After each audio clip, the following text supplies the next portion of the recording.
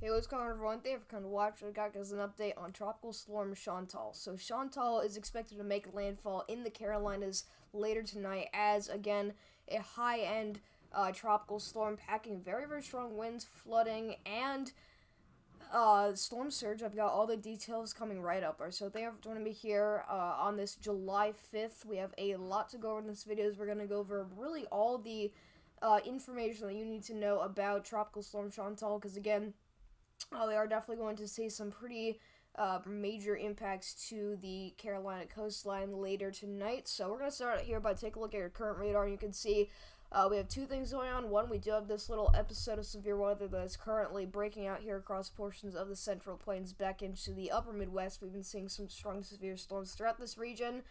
And definitely some storms to keep an eye on. So that's really all we got going on across the heart of our country. Also, we do have still that record-breaking rainfall over portions of central Texas that has unfortunately killed dozens of people. Just completely devastating communities. So my prayers are with everyone affected. If you know anyone affected, please just, make sure that they're doing all right. And I just, again, hope and pray that everyone is going to make it out okay. But, looming out here, visible on radar now across the southeast coastline is Tropical Storm Chantal. So you can see she is just now starting to inch her way closer and closer to the coastline. We're going to be giving you all the details on what you need to know with just, the impacts that she's going to bring to the Carolina coastline. So moving on here to your National Weather Service alerts, you can see we do have some heat advisories going out for portions of upstate New York back into the Hudson Valley, and some other heat advisories going out for portions of Vermont, New Hampshire, back into southern Maine, and portions of eastern Massachusetts and northern Connecticut there. So if you are in these areas, make sure you are staying hydrated and that you're limiting your time outdoors, without cooling off or having enough hydration there. But you can also see we do have a severe thunderstorm watch going out for portions of eastern Montana back into portions of northeastern Wyoming and far western South Dakota. So be on the lookout for a few strong severe storms later tonight, packing large hail and damaging winds of up to 75 miles per hour. So once again, please make sure you're staying safe out there. And then obviously we do have our flood watches and warnings out here in the portions of central Texas, where again we still do have that flash flood emergency, I believe, still going out for. Let's see, this is going to be for San Saba, Texas here. So again, if you're in any of these areas, please make sure that if you haven't already, that you are you're reaching higher ground there, because again, caution is urged when walking near riverbanks. You really just want to make sure you are getting into higher elevation there, because at 27 feet, moderate lowland flooding will occur. Secondary roads and low water crossings will be flooded. So again, this is just absolutely devastating, life-threatening flooding. So if you have not been affected, even if you haven't been affected yet, make sure you are still getting yourself out of harm's way and obviously into a safe place. But moving on here to the tropics, we're going to take a look at Tropical Storm Chantal. That is currently just off the coast of Carolinas. This, at the latest update, has sustained winds of 45 miles per hour with a minimum central pressure of about 1,006 millibars. She's moving very, very slowly, again, inching her way towards the coastline at only 7 miles per hour. So very, very slow moving, almost stationary tropical system. Really hasn't moved a ton over the past, 48 hours or so.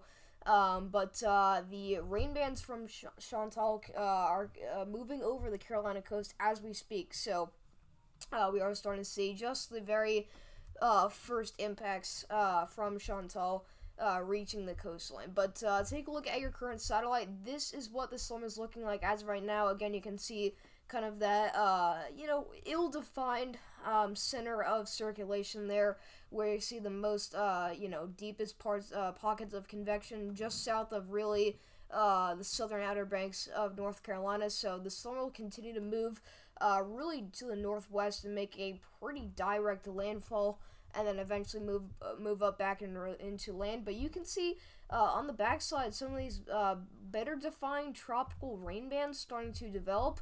these could definitely pose a risk of flash flooding, damaging winds, but also tornadoes. I definitely do think that a few spin-up tornadoes cannot be ruled out in the very late, the late night and early morning hours. I think once the storm does make a full landfall, if these bands continue to develop, there's obviously a chance that they can produce tornadoes, but water spouts are certainly going to be an issue here. But this is a pretty compact and pretty, decent-looking tropical system as for what we're looking at on satellites. So definitely something that you do not want to mess around with, definitely something you do not want to sleep on. So this is the latest model track guidance, the spaghetti models here, putting all of the models that we have together, all the hurricane models. So you can see they all have this going up the East Coast. And really, there's two split decisions. One is that this could go up the East Coast for a limited amount of time, maybe clip the southern part of Delmarva, but then head on out to sea and maybe once again clip the New England coastline, making a technical secondary landfall there. But then some other models do take this a little bit farther inland and take this a little bit farther up the coast. That's also possibility. So we're going to have to rely on model guidance to see where exactly the storm is going to go, but it should maintain tropical characteristics for a pretty, long duration of its life there. So we'll definitely have to continue to watch this over the next couple of days, but take a look at the official forecast cone from the National Hurricane Center. You can see that as of the 8 p.m. update, the tropical storm wind field was actually pretty large here, almost getting into the Carolina coastline, but tropical storm warnings are now up for the southern coastline of North Carolina back into South Carolina, and then we also do have tropical storm watches for the southern coastline of South Carolina there. So anywhere in the blues where you have your tropical storm warnings, anywhere in the yellows where you have your tropical storm watches. But once again, it is expected to make landfall sometime around tomorrow morning, early tomorrow morning. We'll likely see Chantal make a landfall here on the South Carolina coastline, and then eventually move up back into land. And then by 2 p.m. tomorrow afternoon, this should be weakened down to a tropical depression, but still maintaining those tropical characteristics as it slowly moves its way farther into the Carolinas there. So, as for the storm surge, this is your current official peak storm surge forecast. Nothing too crazy. I mean, this is a very compact system, so usually you don't see too much storm surge, and once again, it is also a fairly weak system, again, not even a hurricane, so up to 2 feet of storm surge is going to be possible from Surf City, North Carolina, all the way down through the Carolina coast to Edisto Beach, South Carolina, really just, up to 2 feet of storm surge. So minor coastal flooding is definitely going to be a possibility. Some rough waves, definitely not a good beach day, but make sure that, you are taking precautions when you are at the beachfront, because again, those streets are definitely going to be at risk of flooding, because you're also talking about, obviously, the very, very heavy rain that's going to just continue to pile on. So if you're at the coastline, make sure you are getting your final preparations done for the combined storm surge and very, very heavy rainfall. So, we take a look here at the HWRF hurricane model. This is really the most reliable and main hurricane model that we use on this channel. We haven't done hurricane updates in a long time, since really we haven't seen any significant named storms since last hurricane season. So, we're going to be looking at the HWRF quite a while, and, a lot of times during this year. But you can see that it does take Chantal into directly the South Carolina coastline. It has this just a little bit farther south than what's currently expected based off of satellite, but it does have this thing making landfall as 1,006 millibars, so not really changing in strength at all, but you can see it does still have these tropical rain bands that were noted by satellite still impacting portions of the state here. So I definitely do think that tornadoes are going to be a possibility. But look, as this thing continues to kind of churn its way into the coastline, it weakens immediately down to about 1,008 and then 1,009 millibar tropical depression really at this point by 2 p.m. tomorrow. So by tomorrow afternoon, this thing will likely be just a tropical rainstorm at tropical depression at best, maybe some gusty winds, but really the heavy rainfall is going to be the biggest issue here for portions of western North Carolina. Again, this is an area that was hit devastated by Hurricane Helene. Is the flooding going to be as bad? not even close. This is going to drop a couple inches of rain. We'll get into the exact totals in a minute here, but just, noting to say that this area has been struggling with flooding at least for the past year or so. So just something to kind of note there, as this will also be a very slow-moving system. But you can see it's almost completely dried out as it moves into Virginia. Now, this is where things get a little interesting, where we have to figure out if this is going to go directly out to sea or if it's going to continue going up the East Coast. So now the HWRF has this thing continuing to move all the way up through southern New England, where we could definitely get a couple showers and thunderstorms to develop around that main center of low pressure. It's barely going to be, anything tropical at this point. It's really going to be just a couple areas of circulating showers and thunderstorms, maybe some relatively gusty winds. But then it moves back offshore after it really kind of exits the Massachusetts coastline, New England coastline, and then it starts to strengthen again and really goes out to sea from there. So that's the full projection from the HWRF hurricane model here. Again, making that landfall right around 2 a.m. or so tonight, so just in a couple hours we'll likely see Chantal make a direct landfall there on the South Carolina coastline, and then really just kind of moves up the East Coast as a very, very weak tropical disturbance. So, going over here to the HRRR, we're going to take a look at your forecasted peak winds. So again, this is your wind gust forecast. You can see that pretty well-defined kind of little pockets of stronger, gustier winds. You can see the HRRR going for up to about 50, 55, maybe even as high as 60 mile per hour winds just off the coast of South Carolina as the storm continues to work its way into the area. And, with these tropical storm bands, you can see that there are some isolated pockets of maybe up to 60 mile per hour winds. So, will this storm maintain those winds at landfall?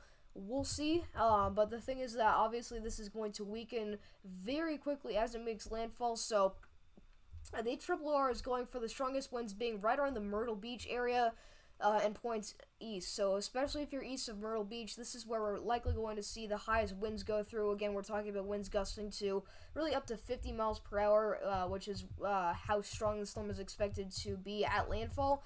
And then those winds will continue to move into portions of now North Carolina here. So we take a look at what's expected for you guys, and really the Outer Banks will get the worst of it. Some isolated pockets, some spotty areas of some stronger winds. Again, really talking about 30 to 40, maybe even up to 50 mile per hour winds at the strongest.